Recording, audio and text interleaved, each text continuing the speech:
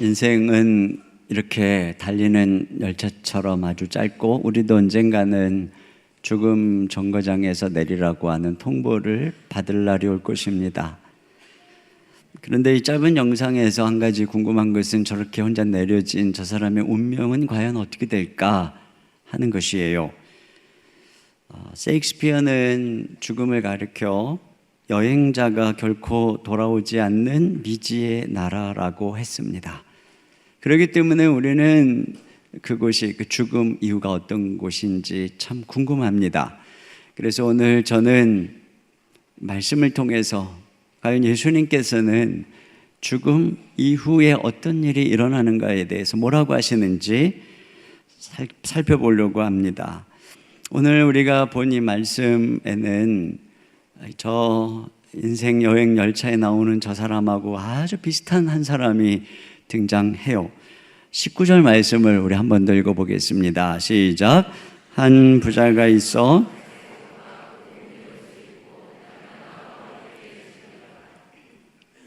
여기 자색 옷과 고운 베옷을 입었다는 것은 오늘로 치면 아주 값비싼 명품인데요. 특별히 예전에는 자색 옷은 주로 왕족이 입었습니다.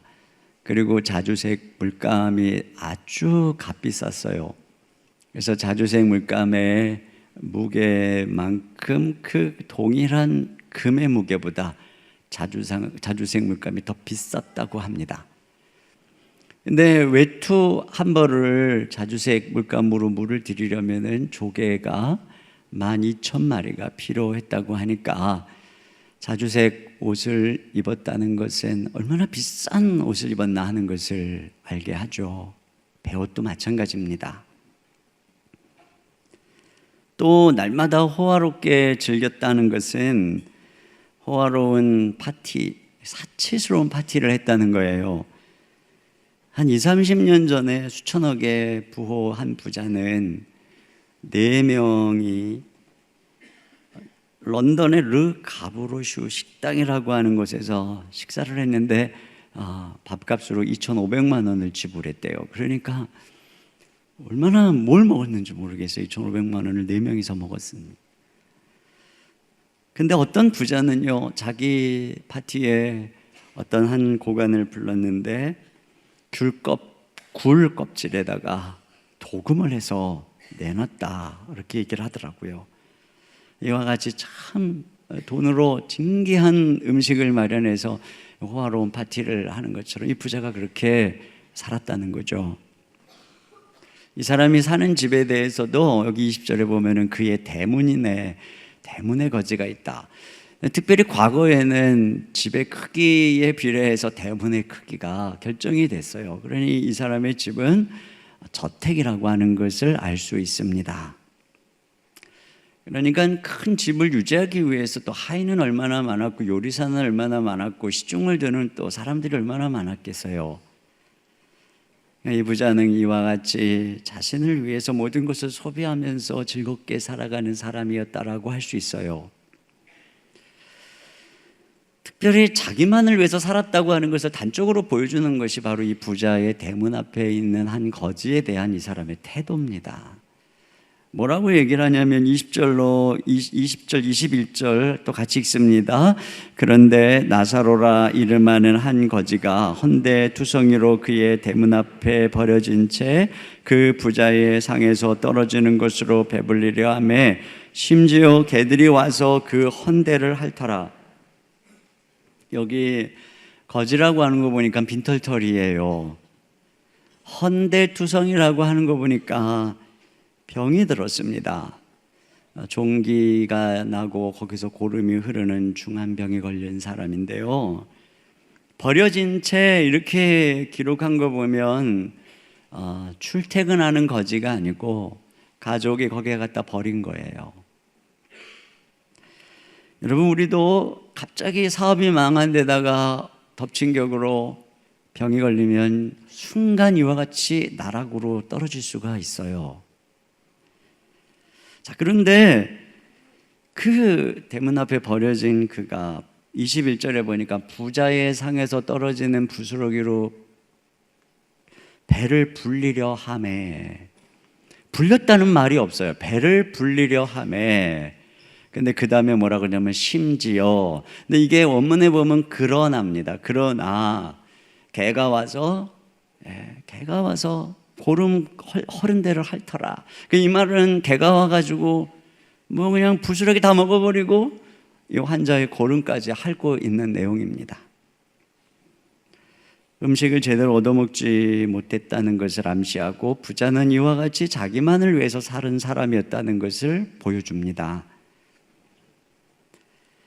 자, 그러나 어쨌든 이렇게 뭐 고통 속에 살았든 아니면 행복하게 즐겁게 살았든 뭐 이 땅에서의 삶이 영원한 것이 아니니까요. 결국은 죽음 정거장에서 내려야 될 때가 오는데, 22절 같이 한번 보겠습니다. 시작. 이에 그 거지가 죽어 천사들에게 받들려 아브라함의 품에 들어가고 부자도 죽어 장사되매. 거지도 죽고 부자도 죽었어요. 어떻게 살았든 다 인생은 죽어요. 근데 보니까 거지가 먼저 죽었어요.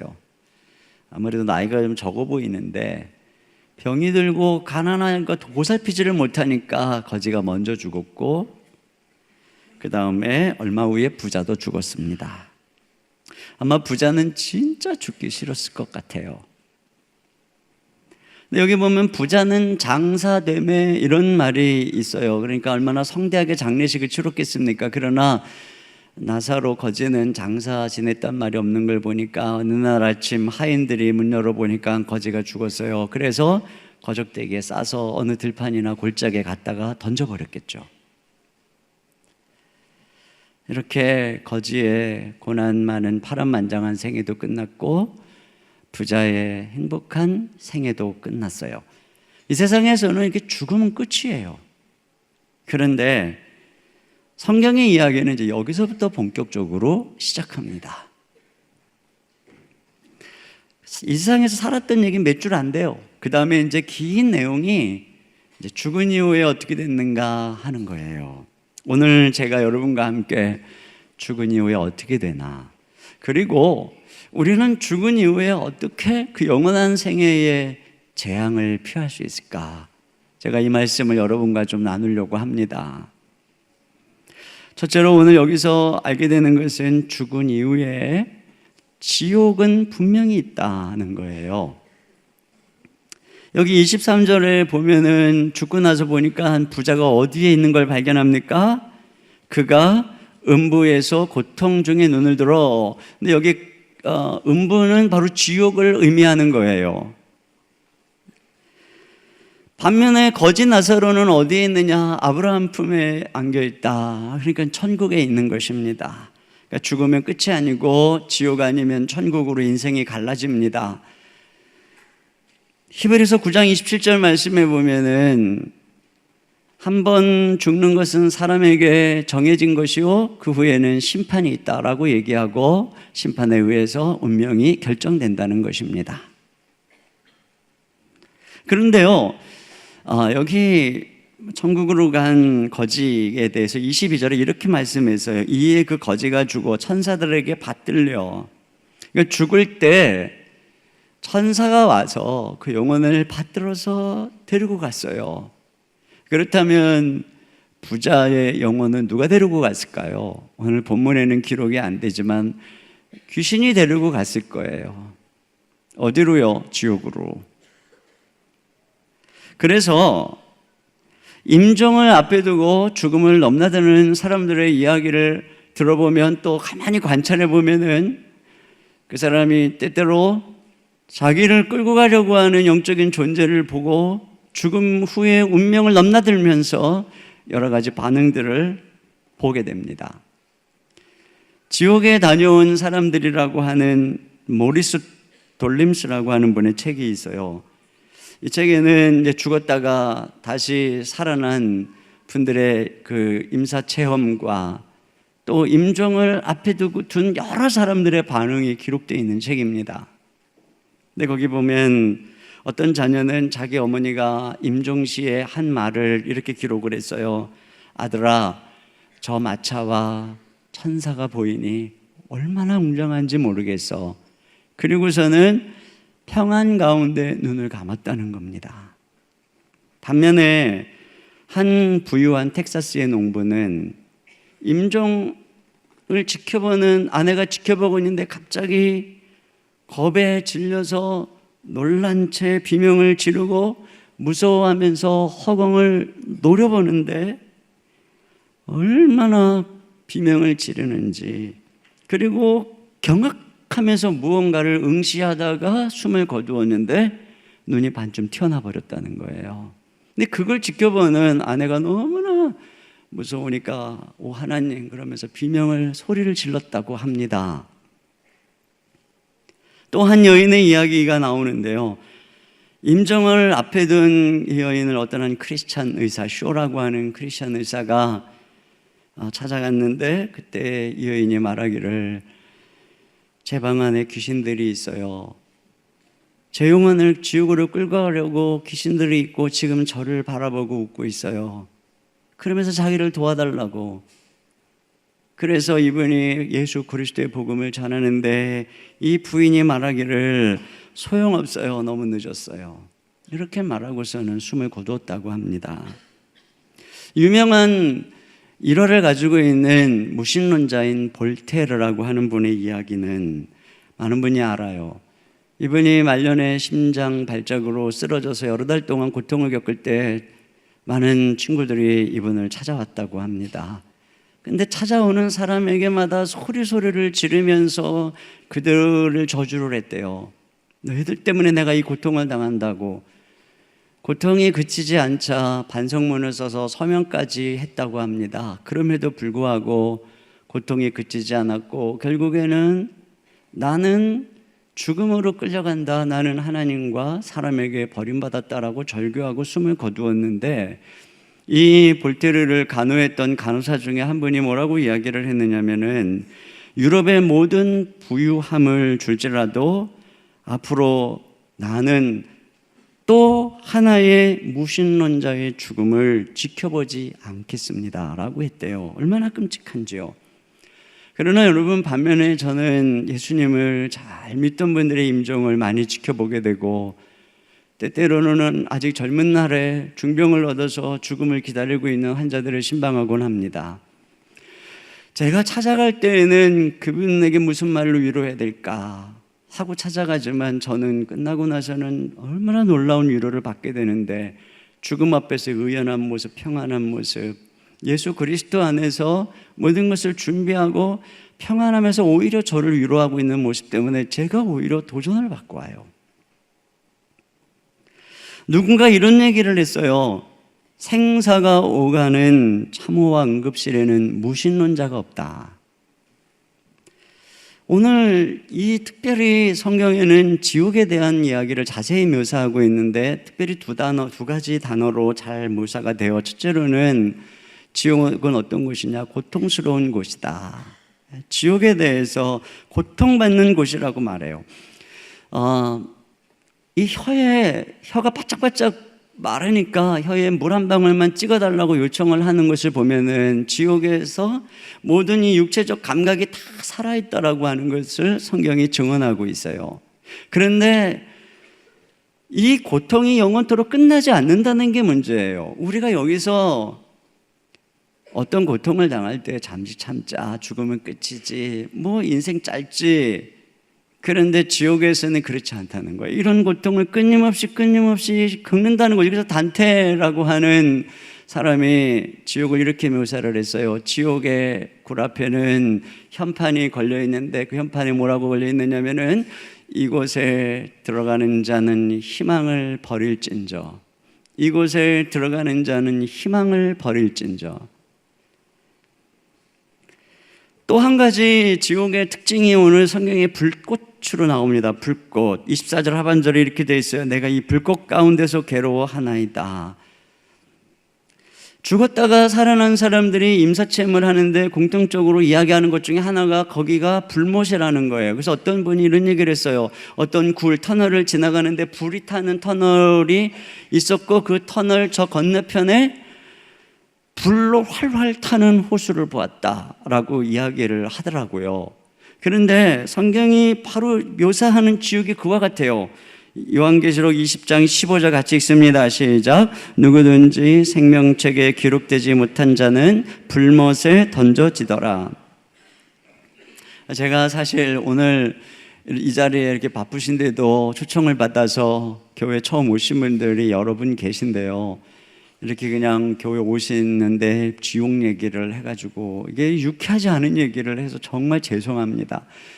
이게 제가 지금 이렇게 설교해야 되는 본문 차례가 바로 여기예요. 그래갖고 이렇게 사실은 저도 이걸 준비하면서 지옥에 대한 막 그런 책도 좀 봤는데요. 막 심장이 오그라드는 것 같더라고요.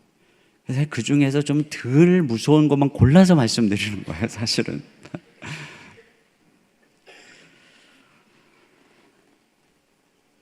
사실 그런데요, 성경을 보면은 이 지옥에 대해서 가장 많은 말씀을 하신 분이 예수님이에요. 우리를 사랑하셔서 자기의 목숨까지 내어주신 예수님이 지옥에 대해서 가장 많은 말씀을 하셨는데 그 이유가 뭐겠어요? 우리를 사랑하시니까 지옥에 가지 말라고 말씀을 하는 것이죠. 그러면 누가 지옥에 가는 걸까요? 오늘 누가 지옥에 가는지를 알려면 이 부자가 왜 지옥에 갔는가를 살펴보면 알 수 있어요. 근데요, 오늘 이 부자가 지옥도 괴로운데요, 여기서 뭐를 보고 있느냐면 자기가 무시했던 거지가 천국에 있는 걸 보고 있는 거예요. 23절을 같이 보겠습니다. 시작. 그가 음부에서 고통 중에 눈을 들어 멀리 아브라함과 그의 품에 있는 나사로를 보고, 이 사실 말이에요. 우리가 이 세상에 살아가면서도 내가 사업이 망하거나 몸이 병들거나 이것도 힘들지만 그래서 내가 과거에 참 무시하고 아무것도 아니라고 생각한 사람한테 가서 부탁도 해야 되고 그 사람 잘 나가는 거 바라보고 참 내 신세 바라보고 굽실거려야 될 때 그게 더 아프죠. 근데 지금 지옥에 있는 이 부자의 고통이 그와 같이 묘사가 되고 있어요. 그래서 그의 고통을 나사로의 천국에서의 모습하고 이렇게 대조를 시키고 있어요. 왜 이런 식으로 천국의 고통을 우리에게 묘사하고 있을까? 그것은 바로 여기에 이 부자가 지옥 간 이유가 있기 때문에 그렇습니다. 이 대조를 통해서 왜 부자가 지옥 갔는가를 말해주는 거예요. 첫 번째, 무슨 대조를, 역전된 어떤 운명을 보여주냐면 이 받는 대우가 역전돼 버렸어요. 아까도 말씀드렸지만 나사로는 영혼을 천사가 받들었어요. 받들어서 데리고 갔어요. 그러면 부자는 어떻게 됐을까요? 부자는 귀신들이 와서 그 영혼을 지옥에다가 던져버렸어요. 그러니까 성경에는 항상 지옥은 던져버린다고 나와요. 세상에서는 부자가 항상 받들림을 받았어요. 그리고 우리가 아는 것처럼 나사로는 버림을 받았어요. 부자는 항상 사람들에게 존경을 받고 받들림을 받으면서 뭘 몰랐을까요? 버림받은 사람의 마음을 몰랐어요. 버림받아서 무시받고 천대받는 거지의 모습을 몰랐어요. 그 아픔을 헤아릴 줄 몰랐어요. 오히려 자기도 무시하고 그를 사람 취급도 하지 않았어요. 그러니까 하나님은 그러한 부자를 지옥에 집어던져서 거기서 버려지고 무시당하는 아픔이 얼마나 큰 건지를 맛보게 하는 거예요. 두 번째로 바라봄의 역전이에요. 부자는 지옥에서 고통을 받는데 아까도 말씀드린 것처럼 천국을 좀 보고 있단 말이에요. 여러분, 나사로가 항상 보았던 게 이거예요. 자기는 대문 바깥에서 굶주림에 병에 시달려 고통받고 있는데 가끔씩 저 대문 안에서 들려오는 풍악 소리, 그리고 가끔씩 열리면 그 주인의 방에서 펼쳐지는 그 잔치, 이걸 굶주리면서 바라만 봤어요. 그 바라만 보는 거지의 고통을 부자는 한 번도 헤아려보지도 않았을 뿐더러 부자의 기쁨은 누군가가 나를 이렇게 부럽게 바라보는 것, 그리고 뽐내는 데 있었거든요. 하나님은 이제 그 상황을 역전시켜 버리셨어요. 그리고 그로 하여금 바라보게 하죠. 그러면서 이 자리가 얼마나 버림받고 고통받으며 바라보만 보는 자리가 얼마나 아픈 것인가를 뼈저리게 지금 경험하게 하는 거예요. 세 번째로는 기도의 역전, 간구의 역전이에요. 나사로를 보내서 손가락에다가 물 한 방울 찍어서 자기 혀 좀 식혀달라고 이 부자가 지옥에 가서도 시키는 버릇은 변하지가 않았어요. 그래서 나사로 좀 자기한테 보내라는 거예요. 그런데 어때요? 뭐 대단한 걸 요구한 것도 아니에요. 물 한 방울. 그런데 거절당합니다. 부자가 이 땅에 살았을 때는 어땠을까요? 25절에 보면은 이렇게 말해요. 아브라함이 이르되 이에 너는 살았을 때에 좋은 것을 받았고 그는 하나님으로부터 많은 걸 받았어요. 풍성히 받았어요. 그런데 부자는 자기만을 위해서 썼어요. 그 많은 풍성한 것이 있는 부잣집의 대문 앞에서 거지가 병들고 굶어 죽어갔어요. 이것을 바라보시는 하나님 마음이 어땠을까요? 그래서 지금 부자가 경험하는 고통이 뭔가요?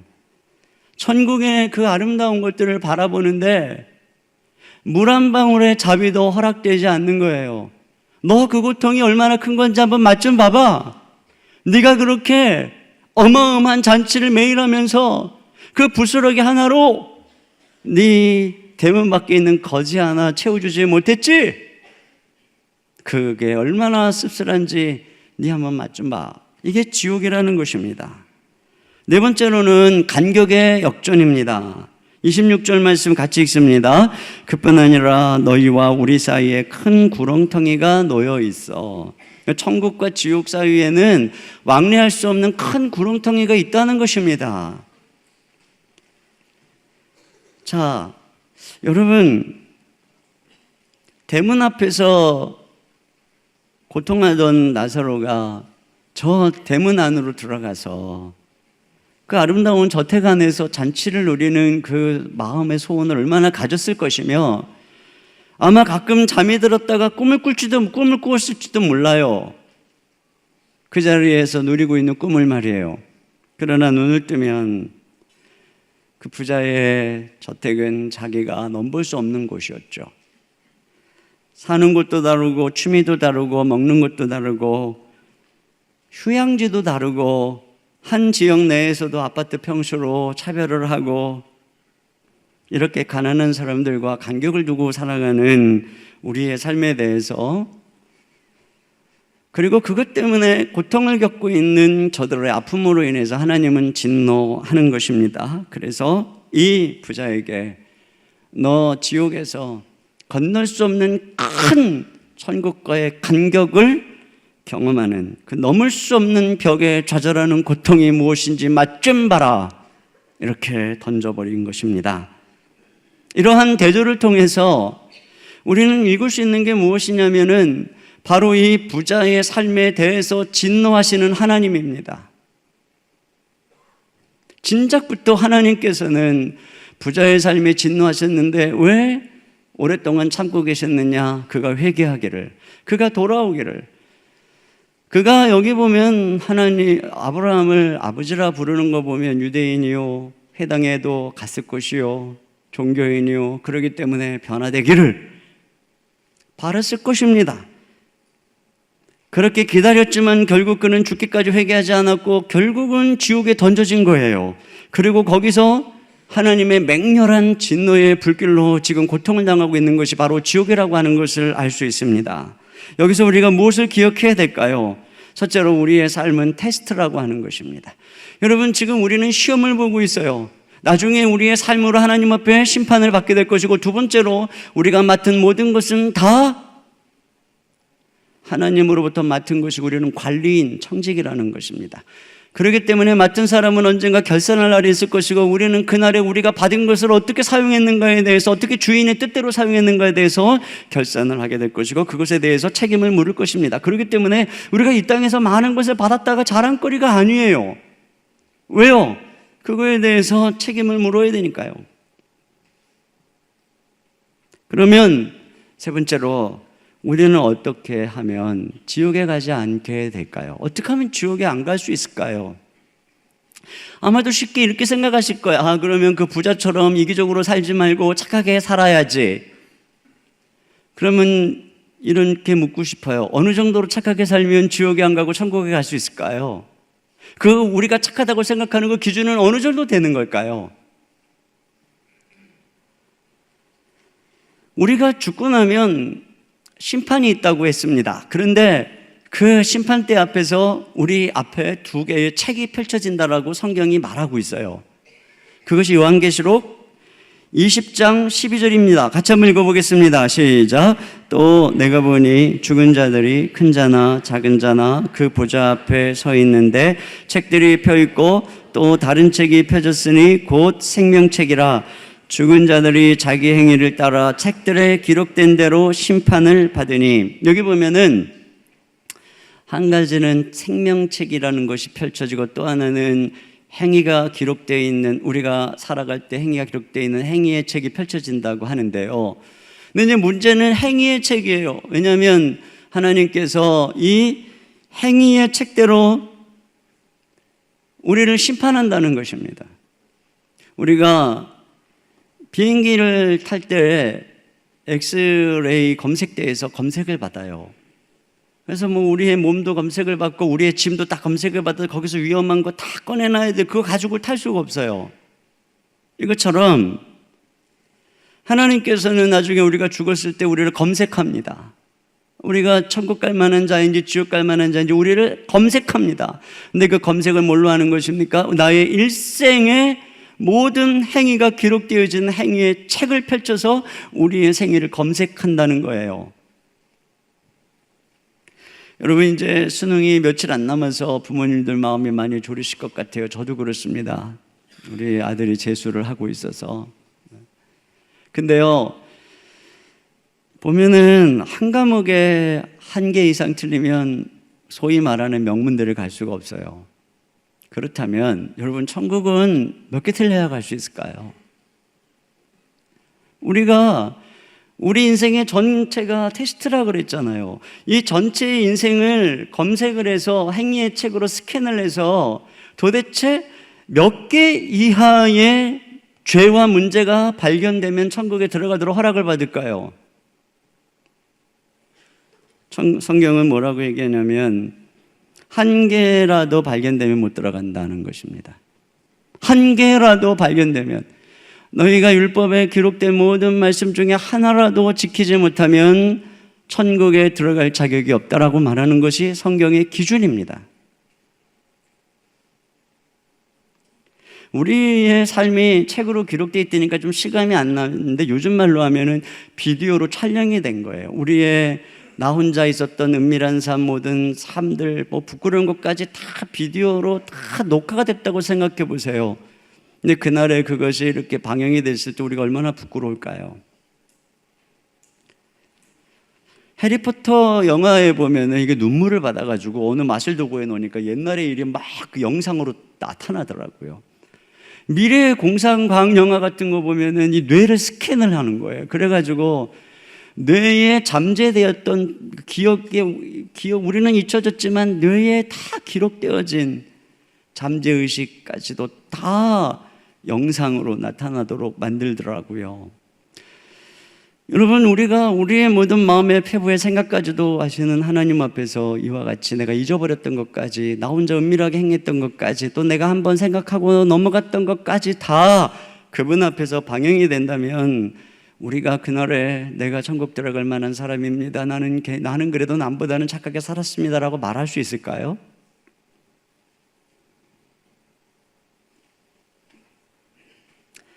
그래서 성경은 율법의 행위로 그 앞에 의롭다함을 받을 자가 없다라고 이야기를 하는데, 다시 말하면 이 착하게 살아서 천국 갈 사람은 아무도 없다는 거예요.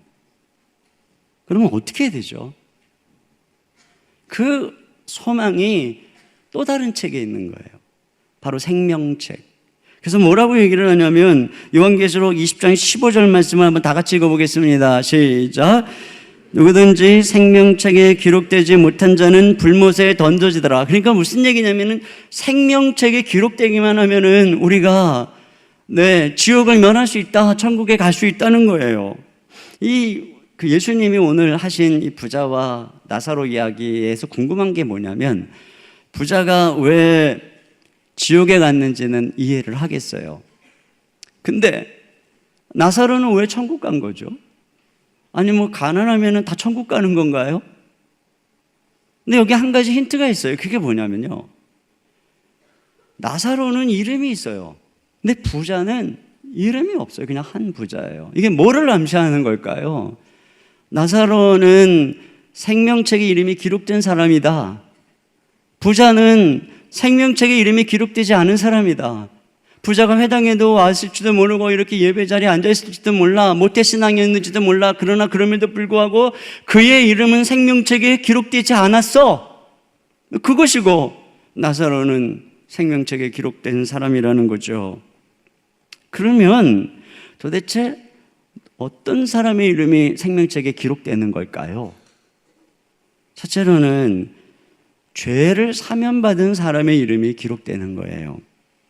우리가 40년을 살았다면 그 분의 40년의 생애에 모든 삶의 일들이 낱낱이 이미 천국에 다 기록되어 있어요. 그리고 그 천국에 기록된 그 행위의 책은 대통령 기록 보존물보다 더 엄격해서 아무도 못 고쳐요. 아무도 못 고쳐요. 이미 기록돼 버렸어요. 그리고 앞으로 여러분이 살아가실 날에 공과 사도 거기 다 기록될 거예요. 그리고 아직은 집행되지 않은 그것들이 그날에 펼쳐져서 그날에 집행될 것이라고 성경이 이야기하고 있습니다. 우리가 말이죠, 이렇게 타던 차를 폐차를 하고 새 차를 사려면 이전에 타던 차의 범칙금을 다 물어야만 새 차를 살 수 있어요. 이것처럼 우리가 죽는다고 끝나는 게 아니고, 죽으면 이 몸으로 살아가면서 죄를 지었던 그 모든 것에 대한 대가를 다 치러야 됩니다. 공의로우신 하나님 앞에서 우리는 그 모든 대가를 다 치러야 돼요. 우리가 지었던 은밀한 죄에 대한 대가를 다 치러야 합니다. 여러분, 죽는 게 그래서 무서운 거예요. 여러분 중에 어떤 분들 인생이 힘들어서 죽고 싶다. 근데 인생이 힘들어서 함부로 죽으면 죽은 다음에 더 엄청나게 무시무시한 일이 생기는 거예요. 그러므로 우리가 아직 살아있을 때에 이 죄 문제를 해결해야만 됩니다. 우린 다 죽으니까요. 아직은 하나님이 우리의 죄를 향해서 진노하시지만 그래도 긍휼을 베풀고 있는, 바로 지금은 우리가 희망을 가지고 있는 때거든요. 아직은 희망이 있어요. 그러면 어떻게 아직은 희망이 있는 지금 우리는 아무도 수정할 수 없는 낱낱이 기록된 그 행위의 책에 기록되어진 이 죄의 문제를 해결할 수 있을까요? 그것이 바로 단 한 가지가 있어요. 그게 뭐냐면 그게 바로 왕의 사면입니다. 왕의 사면. 우리나라도 이 경축일이 되면은 정치인이나 경제인들의 죄를 사면해주고 복권시켜주는 특별 사면령, 경축일 특별 사면령을 내리죠. 그러면 그의 모든 전가가 사라지기도 하고 더 나아가서 그가 다시 복권이 됩니다. 근데 이것처럼 우리가 하나님 앞에서 그 죄 문제를 해결받는 유일한 방법은 무엇이냐면 하나님으로부터 특별 사면을 받아야 되는 거예요. 그러면 성경이 무슨 책이냐? 성경은 바로 하나님의 특별 사면에 관한 책입니다. 성경은 우리가 어떻게 우리 스스로의 힘으로 해결할 수 없는 죄 문제를 하나님의 특별 사면을 받을 수 있는가, 그 방법을 기록한 책입니다. 그래서 우리의 죄 문제를 해결할 수 있는 이 죄 때문에 무시무시한 운명을 피할 수 있는 그 엄청나게 복된 소식, 좋은 소식이 기록되어 있어서 바로 그 사면령에 대한 소식을 성경은 좋은 소식, 굿뉴스, 복음이라고 하는 거예요. 그러면 이 성경이 우리에게 말해주는 복음은 어떤 내용이냐? 첫째로는 하나님이 우리를 위해 당신의 아들을 이 세상에 보내주셨다는 겁니다. 두 번째는 하나님께서 우리의 죄를 위해서 죄 없는 당신의 아들을 십자가에 못 박아 대신 죽게 하셨다는 것입니다. 이러한 하나님의 아들의 죽음에 대해서 예수님이 오시기 600년 전에 성경 구약 성경의 이사야 선지자는 이렇게 예언을 했어요. 이사야 53장 5절 6절 같이 한번 읽어보겠습니다. 시작. 그가 찔림은 우리의 허물 때문이요 그가 상함은 우리의 죄악 때문이라. 그가 징계를 받음으로 우리가 평화를 누리고 그가 채찍에 맞음으로 우리는 나음을 받았도다. 우리는 다 양 같아서 그릇 행하여 각기 제 길로 갔거늘 여호와께서는 우리 모두의 죄악을 그에게 담당시키셨도다.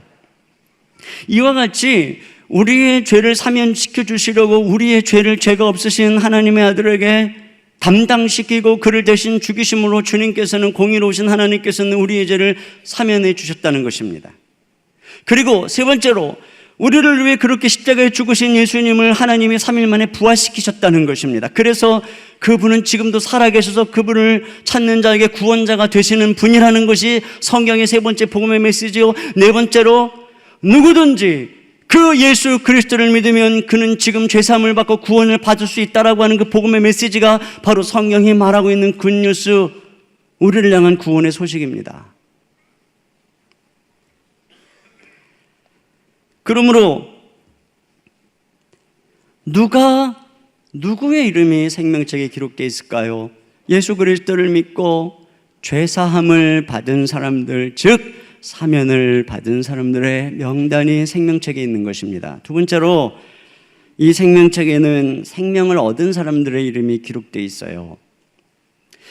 제가 말이죠, 죄사함의 이야기를 하면 여러분 중에 이렇게 생각하시는 분이 계실지도 몰라요. 그렇게 교회에서 거저 죄 용서해 준다고 얘기를 하니까 세상에서 나쁜 짓 하고 교회 와가지고 회개하고 용서받았다고 그러고 또 세상에 나가서 뻔뻔하게 나쁜 짓 하고 그리스도인들이 그러는 것 아닙니까? 그렇게 나쁜 사람들이 거저 죄 용서받았다고 가는 천국이라면 나는 그런 데 가고 싶지 않아요. 이렇게 생각하는 분도 계시죠. 저도 그런 생각이 들어요. 공감합니다.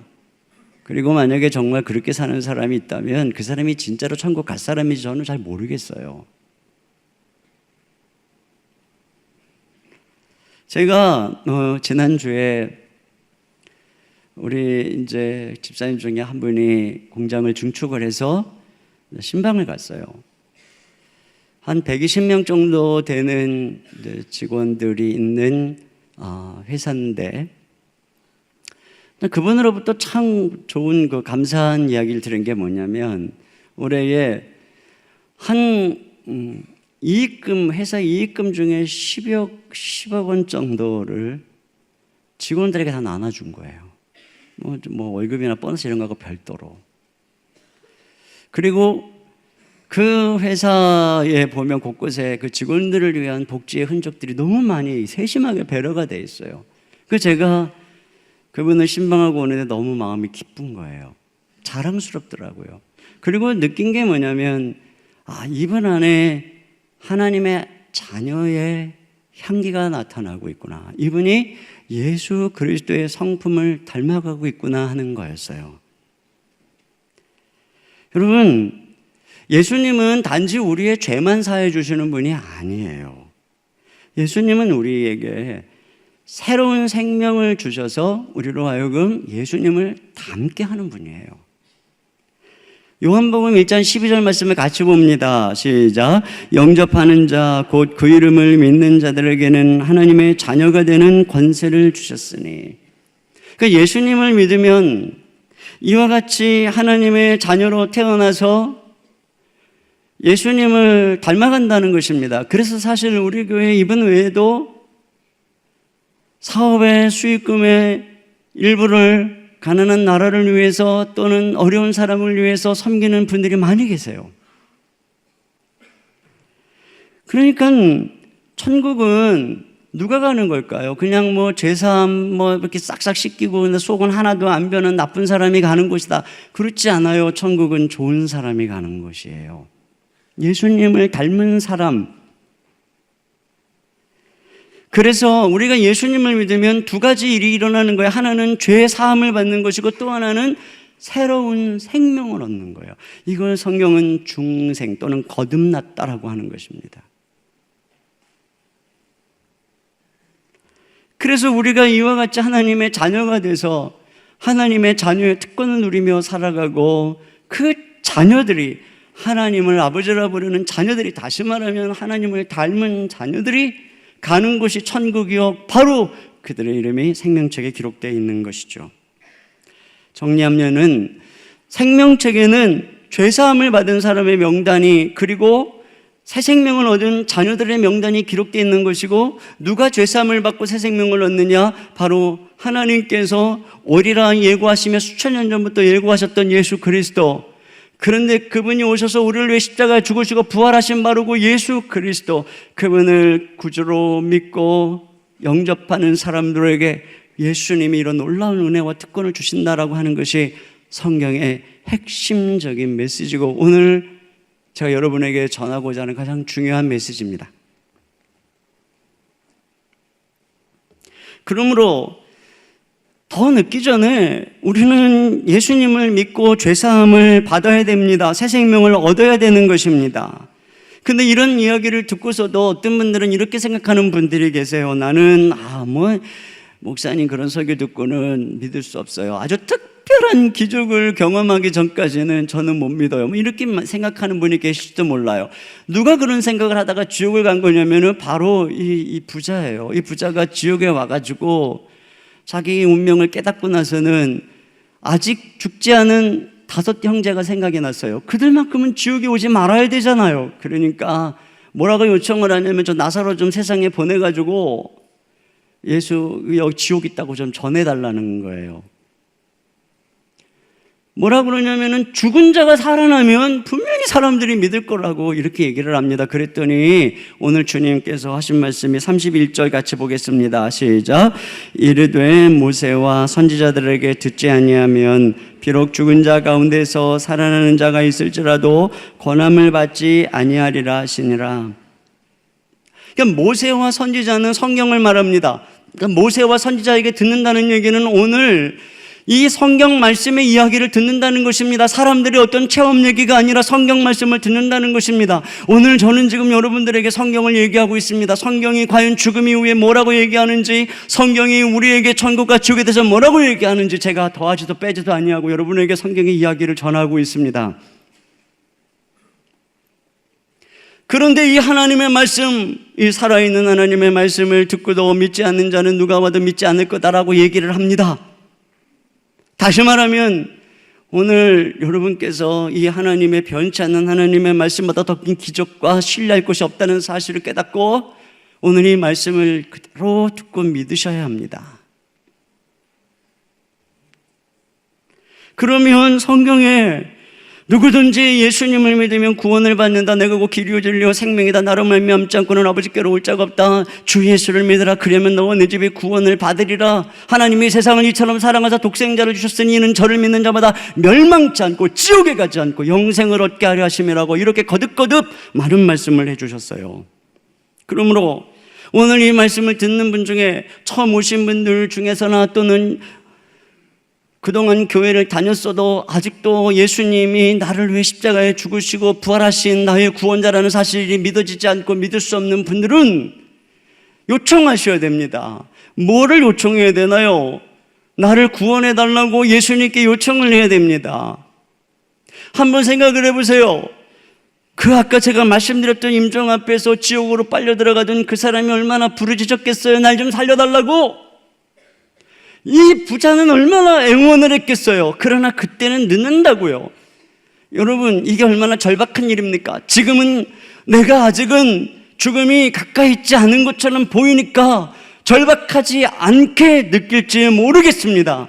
그러나 우리가 이 세상의 그 무엇보다도 절박하게 요청해야 되는 것은 바로 구원입니다.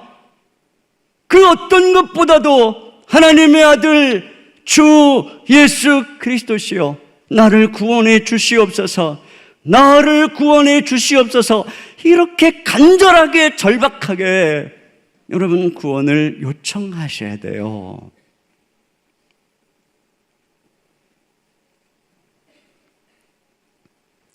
훗날 임종을 앞에 두고 너무 늦었다라고 말씀하지 않기를 꼭 부탁을 드립니다. 어떤 분들은 이런 말씀을 드리면 목사님 제가 나중에 믿을게요, 나중에 늙어서 믿을게요, 이렇게 말씀하는 분이 꼭 계세요. 근데 그런 분들이 왜 이렇게 말씀하시는가 생각해 보면은 예수님을 믿고 사는 게 무슨 굉장히 어떤 세상의 즐거움도 다 포기하고 고행인 것처럼 생각을 하는 것 같아요. 그런데 제가 말씀드리고 싶은 건 뭐냐면은요, 내가 나중에 예수 믿겠다고 하는 것은 내가 늙어서 결혼하겠습니다 하는 거하고 똑같은 얘기예요.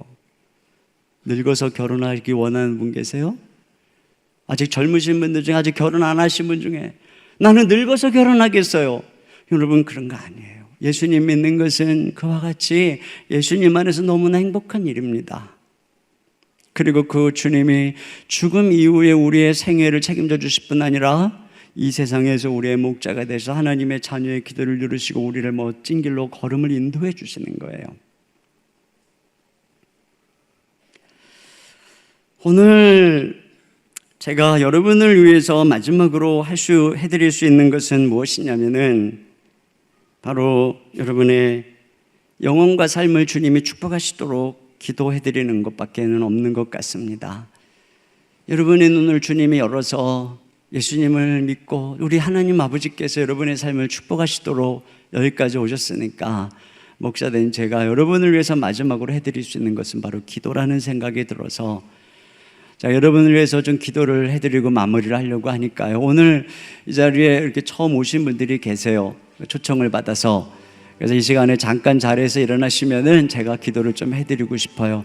그래서 같이 오신 분의 손을 붙잡고 같이, 혼자 일어나면 쑥스러우시니까 잠깐 제가 기도해 드리려고 그러니까요. 어디 계신지 모르겠습니다만 잠깐만 자리에서 일어나 주시면 좋겠습니다. 네, 감사합니다. 네, 감사합니다. 네, 많은 분들이 오셨네요. 네, 고맙습니다. 네. 또, 감사합니다. 근데 쑥스럽지 않게 제가 기도해 드리려고 하는 거니까요. 네. 여기 있는 이 목사의 기도를 너무 시원찮게 생각하지 마시고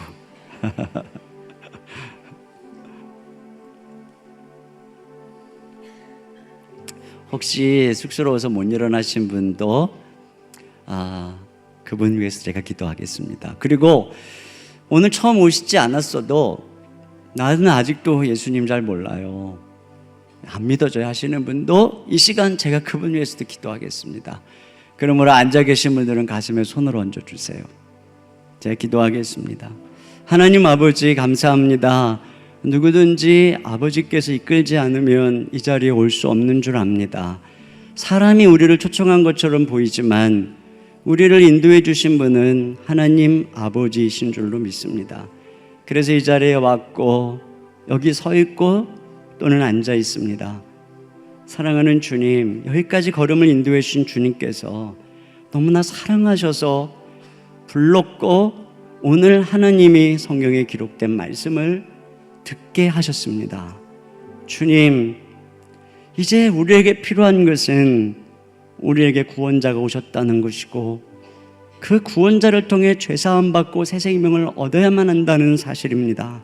주님 하신 이 말씀 믿을 수 있도록 오늘 초청받은 분들, 이 자리에 일어나신 분들, 가슴에 손을 얹고 기도하는 분들, 주님이 찾아가 주셔서 그 눈을 열어주시기 원합니다. 그 마음을 열어주시기 원합니다.